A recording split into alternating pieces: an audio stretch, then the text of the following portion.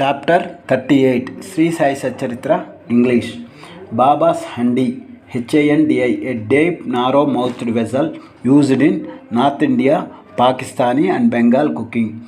Disrespect of shrine SHRINE Mandiramu Devalayamu. Cup of buttermilk. In the last chapter we described Baba's Chavadi's passion. In this we take up Baba's Handi cooking pot and some other subjects preliminary. Oh blessed Sadguru Sai, we bow to you who has given happiness to the whole world, accomplished Sadhanchina ACCO MPLISHD, the welfare of the devotees, and have removed the affliction Bada AFFLICTION of those who have resorted RESORTED to your feet by being very liberal and also being the protector and savior of the bhaktas who surrender themselves to you. You have incarnated yourself in this world of oblige, OBLIGE, Vidiga Upakaram Cheyu, mankind and do them good. The liquid essence of pure self was poured into the mold of Brahma, the god of creation, and out of this has come out the crest, CREST jewel of the Saint Sai. This Sai is Atmaram himself. He is the abode of the perfect divine bliss.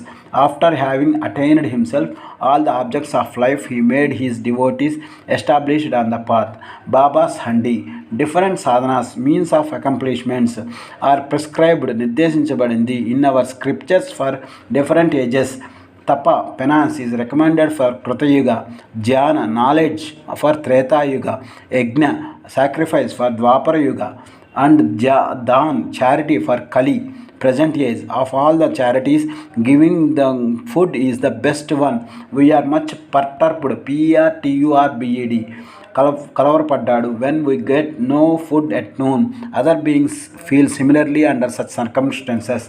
After knowing this, he who gives food to the poor and hungry is the best donor for charitable person. The Taittiriya Upanishad says that food is Brahman. From food for all the creatures are born, and by food they live. And after having departed into food again they enter.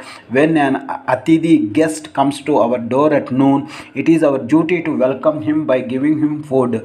Other kinds of charities, viz. Giving away wealth, property and clothes etc. require some discrimination, but away property and clothes etc. require some discrimination, vivaksha pakshapatam, but in the matter of food no such considerations is necessary.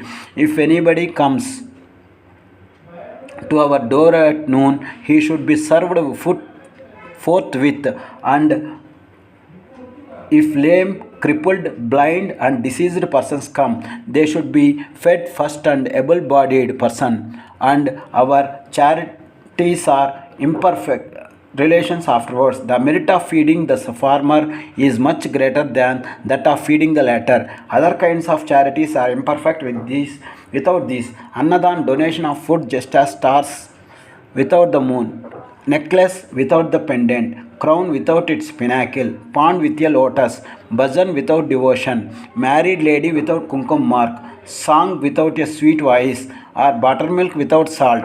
Just as Varan, pulse soup, excels all these dishes, Annadan is the best of all merits. Now let us see how Baba prepared food and distributed it to others. It has been stated before that Baba required very little food for himself, and whatever little he wanted was obtained by begging from a few houses. But when he decided to distribute food to all, he made all preparations himself. He depended on nobody and troubled none at this matter. First he went to the bazaar and bought at all the things, corn, flour, spices, etc., paying cash. He also did the grinding. In the open courtyard of the masjid, he arranged a big hearth, HEARTH, and after lighting fire, he kept a handi over it with a proper measure of water. There were two kinds of handis, one small and other big. The former provided for 50 persons, latter one for 100 persons. Sometimes he cooked mithe, MITHE, chawal, CHAVAL, sweet rice, and other time biryani with meat. At times in the boiling varan, he let in small balls of thick or flat bread of wheat flour. He grinded the spices on a stone slab and put the thing pulverized pulverized చూర్ణం చేయబడ్డ spices into the cooking pot. He took all pains to make the dishes very palatable palatable రుచికరమైన. He prepared ambali by boiling jawari flour jonnapindi in water and later mixing it to buttermilk and then boiled with together with the food. He distributed this ambali to all alike to see whether the food was properly cooked or not. Baba rolled up the sleeve of his kafni and put his bare arm in the boiling cardrum cauldron మండుతున్న handi without fear and churned moved in the whole mass from side to side and up down. There was no mark of burn on his arm nor fear on his face. When the cooking was over, Baba got the pots in the masjid and had them duly consecrated pavitram cheyu by Moulvi Moulvi Muslim priest.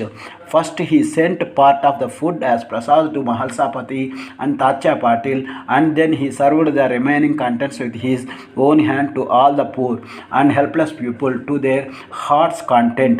Really blessed and fortune must be those people who got food prepared by Baba and served by him.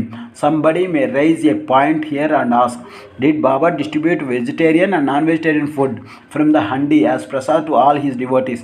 The vegetarian food were given non-vegetarian and food from the handi as prasad, and those who were not so accustomed accustomed అలవాటు లేని వారికి were given vegetarian meal. He never created in them any wish or desire to indulge in this food. There is a principle that when a guru himself gives anything prasad, the disciple who thinks and doubts whether it is acceptable or otherwise goes to the perdition perdition future misery ఆత్మనాశనము.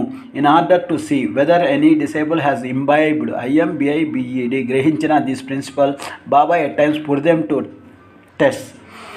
For instance, on an Ekadashi day, he gave some rupees to Dada Kelkar and asked him to go in person to Kohorhala to get meat from there. This Dada Kelkar was an orthodox Brahmin and adhered to all orthodox manners in his life. He knew that offering wealth, grain and clothes etc. to a Sadguru was not enough, but that implicit obedience to him and prompt compliance with his order was the real dakshina that pleased him most. So Dada Kelkar dressed himself and started for the place. Then Baba called him back and said, don't go yourself but send in somebody. Then Dada sent his own servant Pandu for the purpose. When Baba saw him going, he asked Dada to call him back and cancelled that program. On another occasion, Baba asked Dada just to see how the saltish biryani mutton dish was done. The latter replied casually that it was all right. Then Baba said to him, neither have you seen it with your eyes nor tasted it with your tongue. Then how could you say that it was good? Just take off on the lid and see. While saying this, Baba caught his arm and thrust into the pot and added, now take some out of this, leaving aside your orthodox ways and taste a little. When a wave of real love rises in a mother's mind, she pinches her child, and when he begins to cry, she hugs him close to her bosom, bosom, vakshasthalam. Similarly, Baba in a truly mother way pinched Dada Kelkar in this way. Really, no saint or guru will ever force his orthodox disciple to eat food forbidden in his religion. The handi business went on for some time till 1910 and was stopped thereafter. As stated before, Das Ganu spread the fame of Baba by his kirtanas far and wide. In the Mumbai presidency, and people from that part of the country began to flock to Shirdi, which became very soon a place of pilgrimage. The devotees brought with them various articles for presentation and offered various dishes of food as naivedya. The quantity of naivedya offered by them was so much that the fakirs and paupers could feed themselves to their heart's content, leaving some surplus behind. Before stating how naivedya was distributed, we shall refer to Nana Saheb Chandorkar's story showing Baba's regard for local shrines and deities. Nana Sahib's disrespect of a shrine. By drawing inferences of guessing in their own way, some people said that Sai was Brahmin and some said that he was a Muslim. In reality, he belonged to no caste. No one knew definitely when he was born and in what community and who his parents were. Then how could he be a Muslim or Brahmin? If he was a Muslim, how could he keep Duni ever burning in the masjid? How could there be a Tulsi Vrindavan there? How could he allow be blowing of conches and ringing of bells? How could he allow all the different forms of Hindu worship there?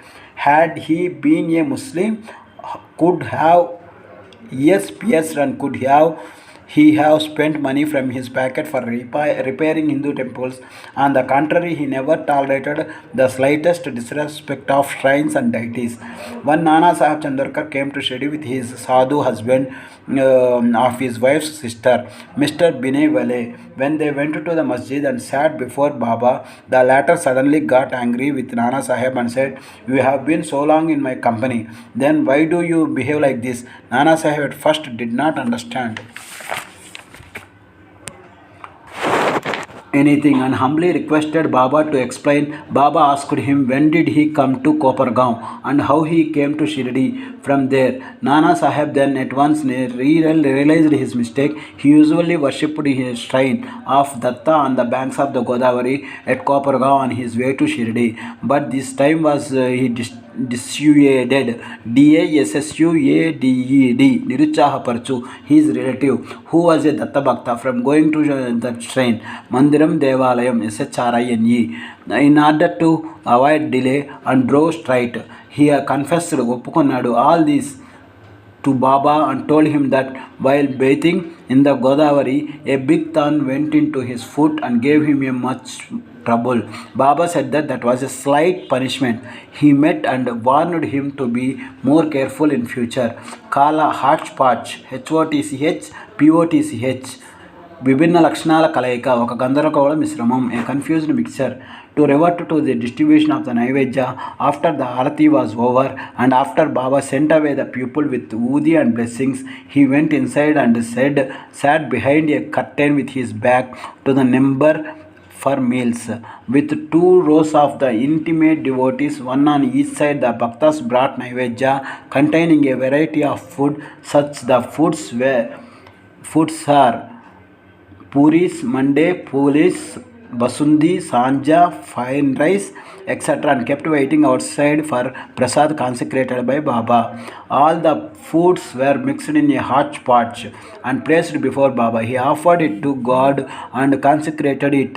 Then portions of the same were given to the persons waiting outside and the rest was served to the group of devotees inside, with Baba at the center. The Bhaktas sitting in two rows then dined to their heart's content. Heart's content means until once feel satisfied. They let her eat and drink to her heart's content. Baba asked Shyama and Nana Sahib Nimonkar daily to serve the consecrated food to all persons sitting inside and look to their individual needs and comforts. This they did very carefully and willingly. Every morsel, MORSEL, ఒక ముద్ద of the food thus partaken, PARTAKN, పాలు పంచుకొనుట, gave them fulfillment and satisfaction. Such sweet, lovely and consecrated food, it was ever auspicious and ever holy. Cup of buttermilk. Once Hemad Pant had eaten to his full capacity in this company. When Baba offered him a cup of buttermilk, its vile appearance pleased him, but there was no space for it. He, however, took only a sip. On seeing his faltering attitude, Baba said, "Drink it all. You won't get any such opportunity hereafter." He drank it off then and found that Baba's words were prophetic, for he passed away after a brief period. Now, readers, we have certainly to thank Hemad Pant. He drank the cup of buttermilk but has supplied us with sufficient quantity of nectar in the form of Baba's Leelas. Let us drink this nectar to our heart's content and the satisfied and happy. Bow to Sri Sai. Peace be to all. Sreenivasa Vijayate.